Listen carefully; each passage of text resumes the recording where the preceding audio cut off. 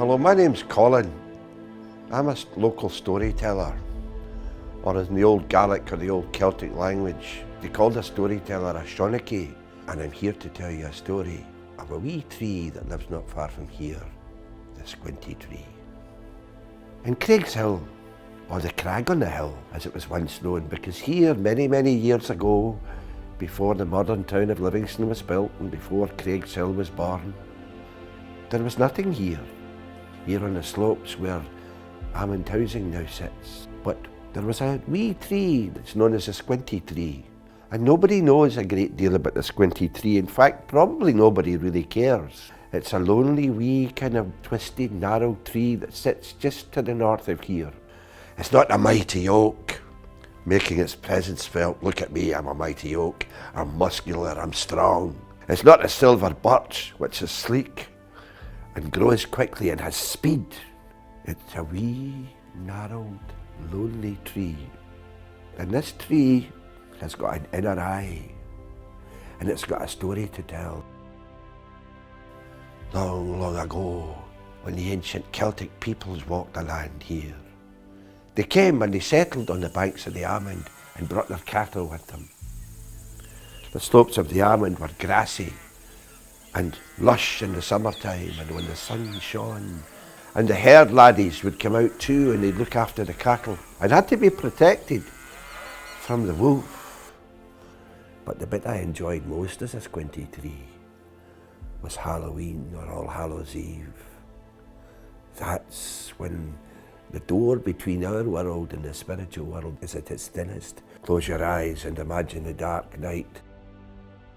Look up into the sky and you can see a full moon. It's dark and it's still. And across the face of the moon, I see a dragon, breathing fire, roaring fire. Oh, what's that I hear in the Almond? A splashing. It's the Kelpie. A Kelpie's a water horse, a water spirit, and there are many in the Almond. And Kelpies lived in the rough and dark and fast rapids of the river. And many a young lass was warned by her father, dinna go down to the Almond alone, lass. And whatever you do on a summer's day, when you're supposed to be looking after the milk cow or the cattle, whatever you do, lass, dinna fall asleep. For that's when the water horse will come out of the Almond. And he'll come out as a handsome prince, or he'll come out as a white stallion with a chocolate saddle and a silver bridle that glints in the sun, and you'll be absolutely mesmerised. And before you know where you are, lassie, you'll be on his menu. You'll be eating. So stay away from the Almond where the Kelpie plays. And oh, to all the young laddies here, if the elfin queen should catch your eye, oh, that's it, for she has ruby red lips and a fine figure, and she's green, and she has red hair pouring onto her shoulders. She's an absolute picture of beauty, and no young man can resist her, especially if she manages to encourage you or entice you to kiss her. Then you're hers. You're the property of the wee folk.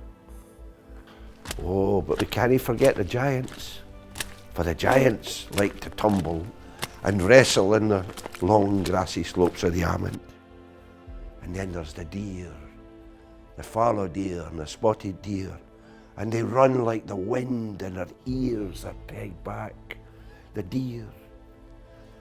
And the wild Caledonian bears that once lived here, and the king of the slopes was the wolf. And you could hear many years ago the cry of the wolf as it cried for its mate and its friends under the long rays of the moon.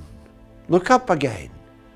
We've got 1 hour from the witching hour at 12 o'clock till 1 o'clock. And then after that, the fairies go back home, the giants disappear, the dragon flies away and the Kelpie goes back into its deep pool. So we've not got long. And I think we're just about to reach the hour where we all have to say goodbye. But I'm looking forward to your next visit. I ask you to come and sit by me, for I am the Squinty Tree, and I have a story to tell. I've just told the story of the Squinty Tree, which looked back in time. Come with me on a journey, and let's see if it can look forward instead of back.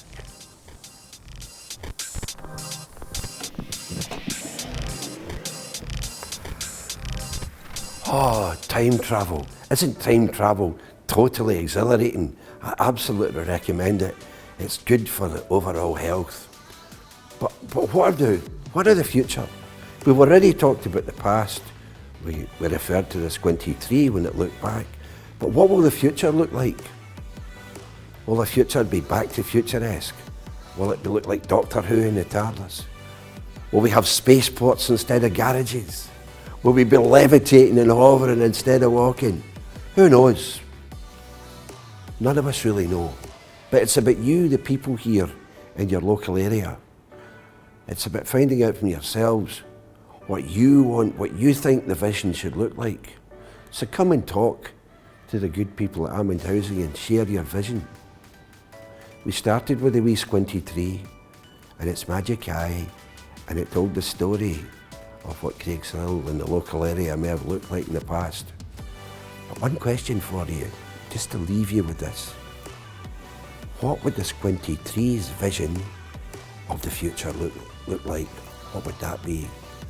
Maybe that's for another day. But listen, there's much food for thought there. Thank you.